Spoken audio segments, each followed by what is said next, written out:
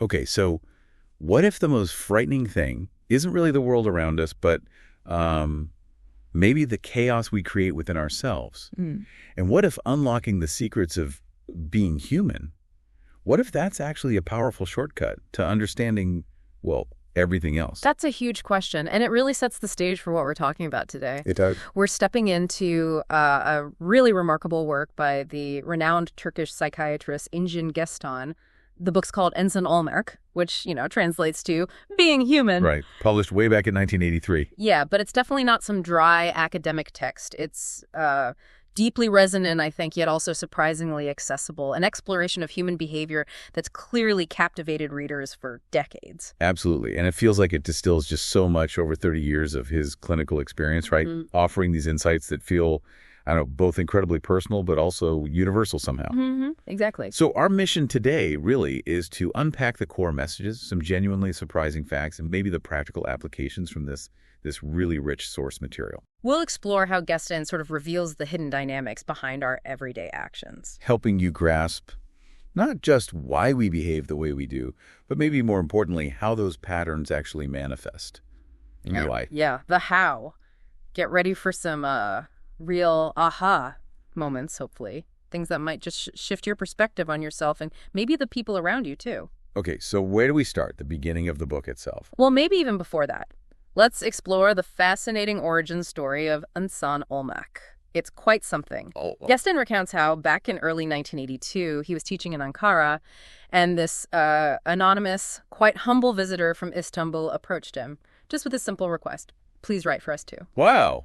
Just like that. Write for us, too. Yeah. And he said this quiet plea just left an indelible mark on him. So what happened next? Did he immediately sit down and write it? Well, no, not straight away. Yeah. But that seed was definitely planted.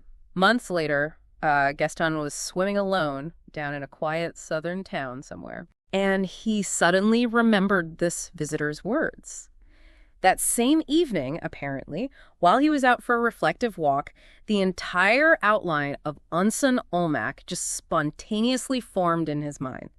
Title by title. No way. The whole structure. The whole structure. He wrote it all down the next morning, went back to Ankara, and he said the book just flowed out of him almost instantly. That's incredible. It really is. And it's such a powerful illustration, isn't it?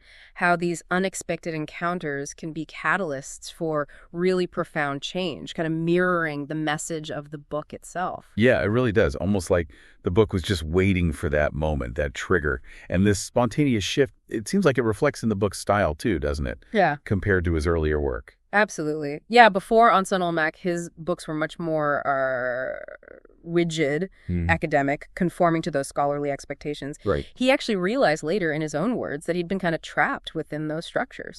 So breaking free from those conventions, even though he apparently found it frightening, it clearly brought this vitalizing energy to his work.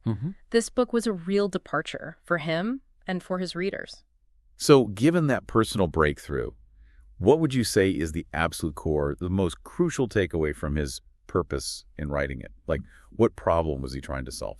I think the heart of the book really lies in helping us understand the vicious cycles that often trap people, patterns they just can't seem to break. Oh, these cycles. Yeah. And Geçtan emphasizes that real change comes not just from understanding the reasons for our past behavior, why we feel a certain way, but from realizing how we are behaving in the present moment, right now. That's a really profound shift, isn't it? It means you're not just a prisoner of your past. Exactly. The power lies in recognizing your patterns as they happen, because that's the only place you can actually make a change. So it's the how over the why. That really puts the ball back in your court as the individual. It sounds like it demands more than just, intellectual insight. Precisely. Yeah. It demands intention, he says, and determination on your part. Simply knowing why something happened isn't enough to change how you're living today. Right. It's about observing your current patterns and actively, consciously choosing to disrupt them.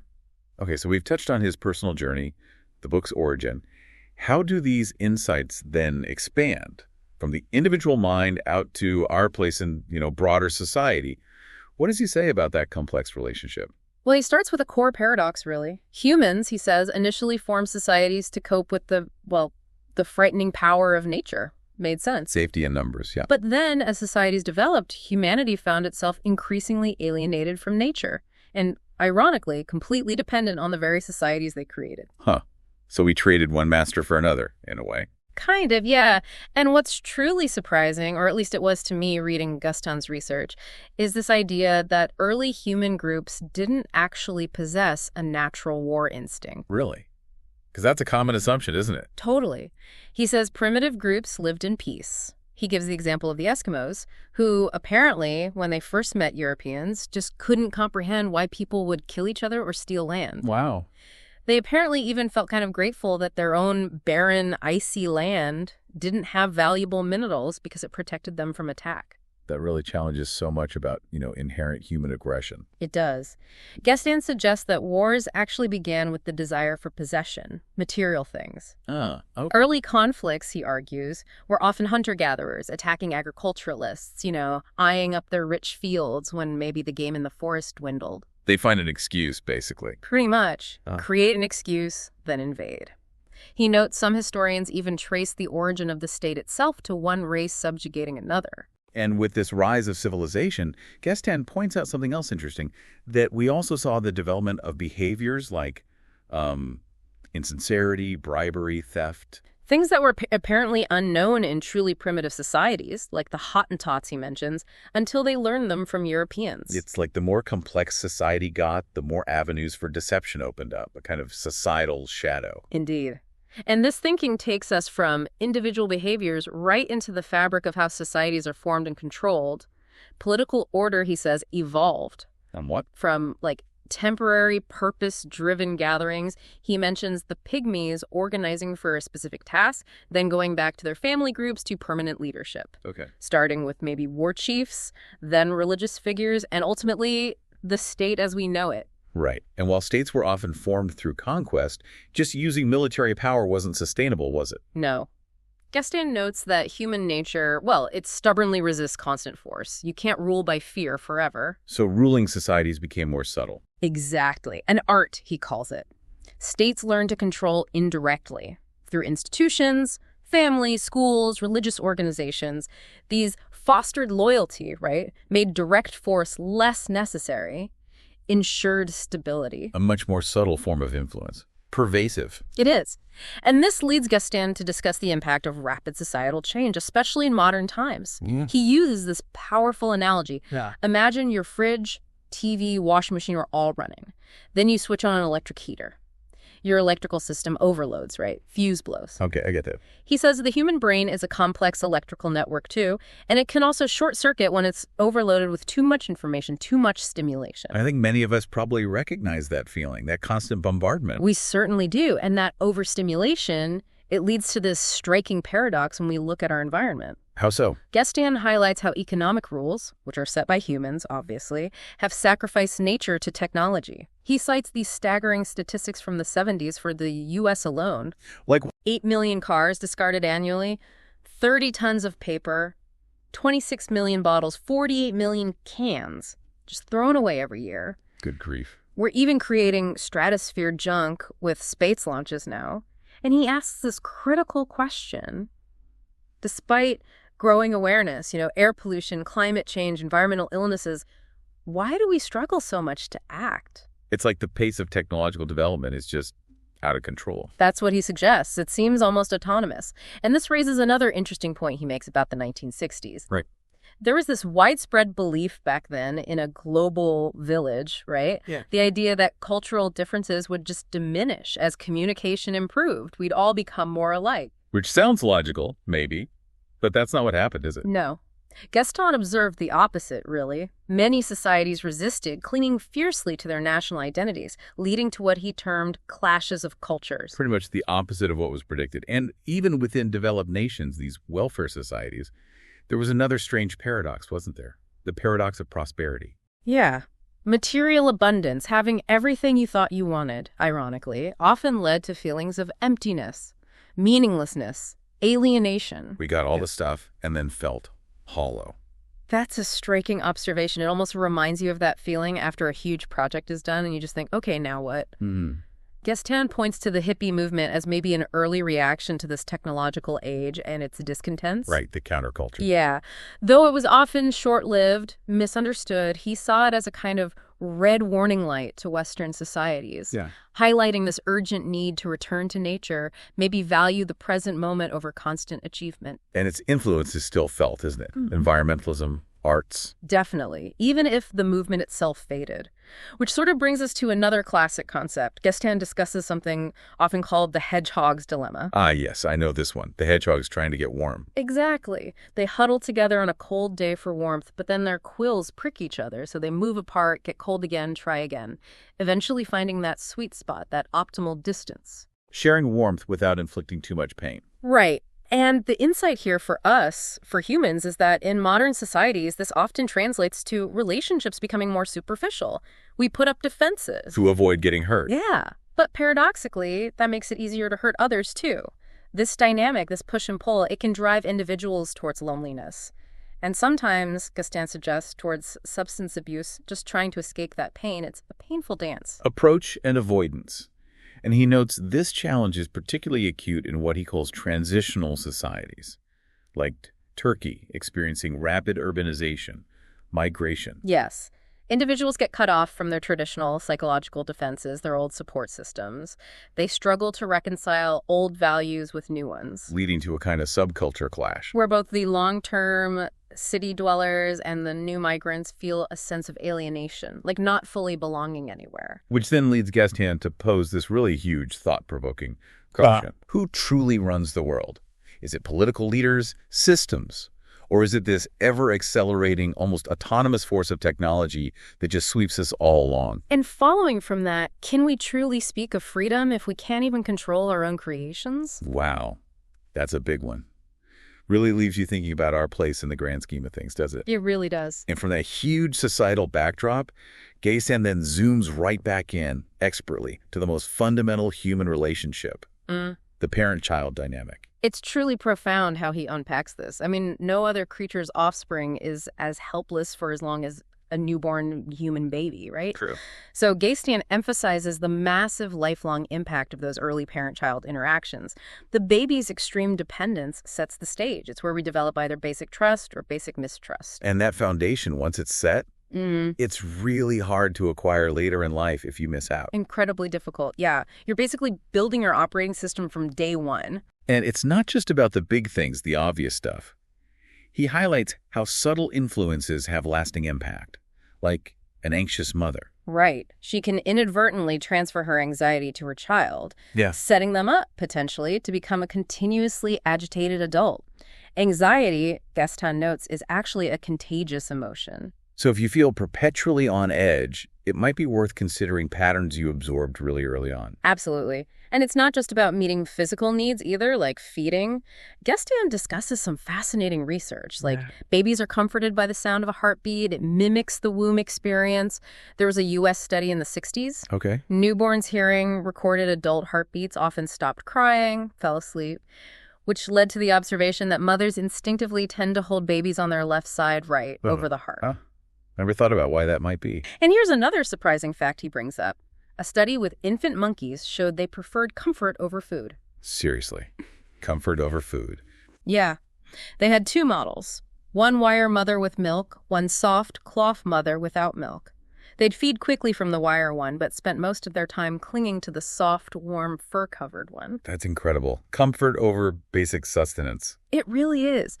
Geçtan even wonders if the widespread trend of bottle feeding in the U.S. back in the 1940s, moving away from breastfeeding, if that might have contributed to the whole touch movement of the 1960s as those bottle-fed babies grew into adults seeking that missing connection. Wow. It really highlights how critical physical touch is beyond just, oral gratification for emotional development. Makes you wonder about the kinds of comfort you seek as an adult, right? Where that comes from. Definitely. So what does all this foundational stuff mean for us as adults? Geçtan describes this phenomenon where if childhood needs are left unmet, or paradoxically, if they're overly gratified. How does overgratification cause problems? Well, if everything is done for you, you don't learn to strive or manage frustration. So either way, unmet or overmet, some individuals can develop what he calls a parasitic adult existence.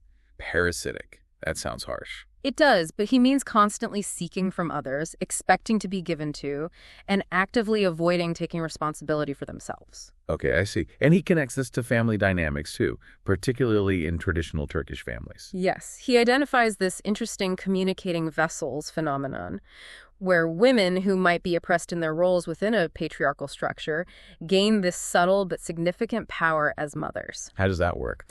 It can lead to a kind of de facto matriarchy. For example, maybe the mother makes the key decisions, but the father is the one who announces them, so he becomes responsible for the consequences. Putting the father in a difficult spot. Exactly. Sometimes an unpopular position, he says, which can hinder warm relationships with his children. It's this hidden power dynamic shaping the whole family. Which brings us to a really crucial question. What's the true meaning of love in this parent-child context, according to Geçtan? Well, he argues that parents might say, I love you, but true love involves understanding a child's reality, setting appropriate limits, guiding them. It's not just about affection. Boundaries are key then. Very key. He even suggests that the temporary withdrawal of rights, like privileges, not physical punishment, can be a powerful tool for teaching self-management. Because a child's greatest fear, their greatest motivator, is losing parental love. Okay, so it's about guidance through boundaries, not just showering with affection or words. Precisely. So while adult problems often stem from these childhood experiences, Geçtan issues a really important warning.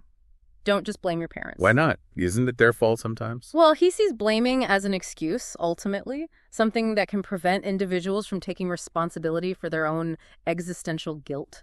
Existential guilt. Can you unpack that a bit? What does he mean by that? Yeah, it's not guilt over a specific bad thing you did. It's more like the inherent guilt of not living authentically, not fulfilling your true potential, avoiding the responsibilities that come with being a free individual. It's a burden we all kind of carry. Okay. And Geçtan emphasizes that this problem is often cyclical, passed down through generations. Your parents likely had their own struggles based on their upbringing. So it's less about blame and more about understanding the cycle. Exactly. The crucial insight is recognizing how those past experiences affect you now, in the present, not dwelling endlessly on the why. That's essential for breaking those old patterns and taking charge of your life today. That makes so much sense. It's not about being a victim of your past, but understanding its influence so you can choose a different path now. Precisely. Which then leads us very naturally into the inner turmoil that Geçtan explores in such depth. Fear, anger, worthlessness, anxiety. Let's start with the fear of people. That pervasive, often masked uneasiness many of us feel in social interactions. Yeah, that resonates, doesn't it? This fear, Geçtan explains, is often rooted in repressed childhood anger, actually, and the fear of rejection. Repressed anger leads to fear of people. How? Well, if you couldn't express anger safely as a child, you might fear your own potential anger now, or project it onto others, fearing their judgment or rejection. It can lead to this paradoxical self-sabotage. Where you kind of ensure you get rejected. Exactly. You unconsciously fulfill your own negative expectations. So if you find yourself in that constant loop of social discomfort, it might be time to look inwards at those deeper roots. Okay. And how about anger itself? He makes a clear distinction, right, between normal, immediate anger and something deeper. Yes, accumulated, deep-seated hostility. And the key manifestations of this deeper hostility are varied. Like what? It can be repressed, turned inward, leading to depression, that profound sadness and pessimism. Or it can manifest indirectly through behaviors like destructive gossip, subtle belittling of others, maybe even workaholism, using work as an anesthetic, he calls it, to avoid inner emptiness or anger. It's fascinating how these seemingly different behaviors can all stem from that same root of unaddressed anger. It is. And here's a really surprising insight Geçtan offers on this. The pity paradox. Pity paradox. He suggests that pity often contains a hidden sadistic element, where individuals derive some indirect satisfaction from seeing others in distress, or maybe even from contemplating their own pitiable aspects. Wow. So giving out of pity. It's not genuine giving. Not according to Geçtan. He argues it's not true compassion. The real insight here is that genuine empathy demands self-awareness. If you find yourself feeling or offering pity, it might be time to examine your own motives. Is it genuine empathy, or is it maybe a subtle way of feeling superior? Yeah. Or avoiding your own discomfort? Exactly. It's a hard mirror to look into, for sure. It is. Another interesting coping mechanism he mentions are these fantasies, victorious hero and victim hero. Ah, yes. He says these provide a kind of temporary safety valve for coping with unexpressed hostile tendencies, allows individuals to escape into a desired reality for a bit. So maybe you imagine yourself as the unsung genius, finally recognized, or the long-suffering martyr, bravely enduring. Right. Either way, it's an internal escape from confronting the actual feelings. Okay. Moving on to the feeling of worthlessness. He distinguishes this from something else, right? Yes, from the universal human feeling of incompleteness, that natural drive we have to strive, create, become more, that's healthy. But worthlessness is different. Very different. It's a destructive force, he says, often stemming from not being truly seen or valued as a child for who you were. And it creates this awful, vicious cycle. How so? You constantly find ways to prove your lack of worth to yourself and others, reinforcing the feeling. And people try to hide this deep-seated feeling. Oh, definitely. Often by adopting an inflated ego or a mask of superiority, trying to project the opposite. Which leads to self-alienation, right? And makes it impossible to tolerate criticism. Exactly, because any criticism threatens to shatter that carefully constructed, fragile self-image. Geçtan also connects this to societal gender roles. How they can contribute to feelings of worthlessness. Yes. Especially, perhaps, for women who might adopt exaggerated masculine traits to try and feel superior, or men who overcompensate wildly for feelings of inadequacy about their own masculinity. And the book argues true strength comes from accepting your authentic self, flaws and all, not from projecting some tough image. Absolutely. Authenticity is key. Which brings us finally to anxiety. Geçtan calls it a self-generated storm. Self-generated, meaning it's not always based on external reality. Often not. He distinguishes it from fear, which usually has a clear object, a real threat. Anxiety is often more diffuse, irrational, and, as we mentioned earlier, highly contagious. It frequently stems from anxious or inconsistent parenting. And its manifestations are so wide-ranging, aren't they? Totally. From physical symptoms, muscle tension, palpitations, stomach issues, to full-blown panic attacks, or just a pervasive pessimistic outlook on everything. And Geçtan highlights various ways we try to avoid it. Avoidance mechanisms. Yeah, like physical withdrawal, avoiding situations that trigger it, like public speaking, or selective perception. Just ignoring painful truths. Right. Or emotional substitution, maybe feigning indifference or coolness to avoid the vulnerability of potential rejection. These are all ways your mind tries to protect you, but ultimately they trap you further in anxiety. And if all that anxiety and other emotions too get repressed for long enough, Geçtan explains the body often finds a way to speak up. Through psychosomatic illnesses, the body expresses the unspoken turmoil. he also talks about seemingly irrational behaviors, doesn't he? Like obsessive-compulsive stuff. Yes, like repeatedly checking locks or needing things perfectly straight. He suggests these are often unconscious attempts to exert control over deeper, repressed feelings, often anger and guilt. Like your internal chaos tries to impose external order. So what's the way out? What's the path to freedom from this self-generated storm? Geçtan is quite clear on this. He posits that the only true path to freedom from anxiety is embracing existential responsibility. There's that term again. Yes. And crucially, it includes having the courage to seek and accept support from others. You can't just white-knuckle it alone. But you do have to choose to take that first step, to reach out. Which leads perfectly into what Geçtan describes as the escape from responsibility, the false paths to freedom we often take instead. Exactly. He argues that most people think of responsibility in terms of external duties, right? Family, work, society. But crucially, they often overlook what he calls the responsibility to live well, a responsibility to oneself. It sounds like a kind of quiet self-sabotage almost, using your external duties as an excuse not to address your own internal needs or growth. That's exactly it. Geçtan puts it very clearly. You can only truly give to others when you have first given to yourself. Otherwise, your giving might be driven by other needs, like validation or just avoiding your own issues. Precisely. It's not coming from a place of genuine fullness. So how do people unconsciously anesthetize themselves, as he puts it, to avoid this personal responsibility? He gives several fascinating examples. He does. First, there's chronic fatigue. Not the physical exhaustion from hard work, but this pervasive psychological weariness. How does that function as an escape? It serves as a perfect excuse to avoid engagement, avoid confrontation, avoid effort.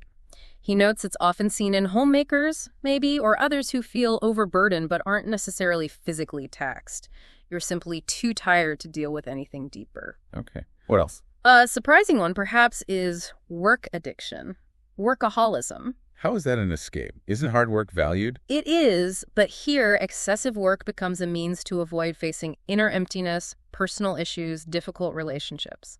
These individuals often find themselves feeling depressed or lost outside of the work structure. And ironically, they might be less effective despite the long hours. Often, yes, because they might be consumed by unnecessary details, anxiety, busy work rather than focused productivity. It's a treadmill that goes nowhere, really. Right. Another really common one he mentions is blaming others or fate.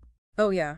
The tendency to attribute all your personal problems or failures to external circumstances, bad luck, other people. If only X hadn't happened, or it's always me. It keeps you stuck in victim mode, doesn't it? Prevents you from seeing your own role. Absolutely. And then there's self-effacement. What does that look like? Minimizing your own desires, your own needs, basically merging your identity with someone else's, often seen in excessively dependent relationships. Masochism can play a key role here, he suggests. You essentially lose yourself in another person.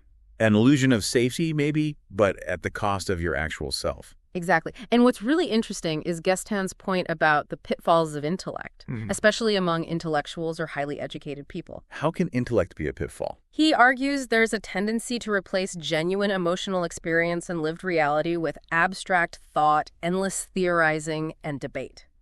Getting stuck in your head. Right. As Confucius wisely put it, apparently, to know is to act. Geçtan emphasizes that unlived knowledge isn't true knowledge. So while critical thinking is vital, Of course. But constantly debating how to live without actually living, without risking emotional engagement, can be just another sophisticated form of escape from self-confrontation.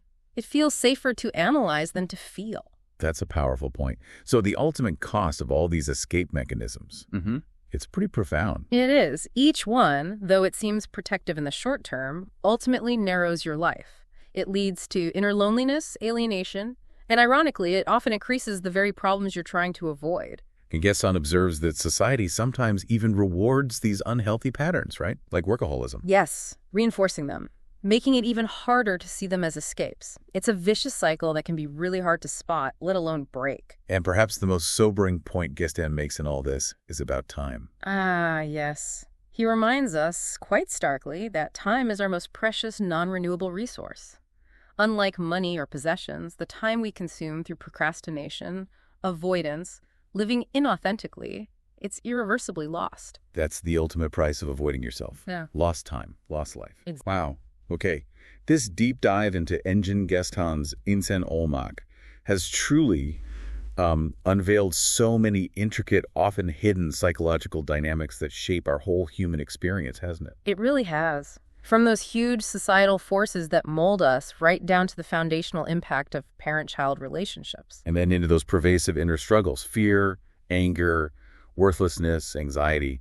Geçtan really guides us towards a much deeper understanding of ourselves. And I think the book's really profound core message is that true freedom, a meaningful life, it comes from consciously confronting those vicious cycles we talked about. From embracing our existential responsibility. Yeah, and developing the courage, the sheer courage sometimes, to be our authentic selves, even if that means acknowledging flaws, expressing difficult emotions, being vulnerable. It's really about understanding how to live well, isn't it? Not just getting stuck on why we struggle. That's the essence of it, I think. So, to leave our listeners with something to think about. If, as Geçtan suggests, the chaos we produce within ourselves is far more terrifying than the real dangers in the outside world, what hidden truths about yourself are you now ready, maybe, to unpack?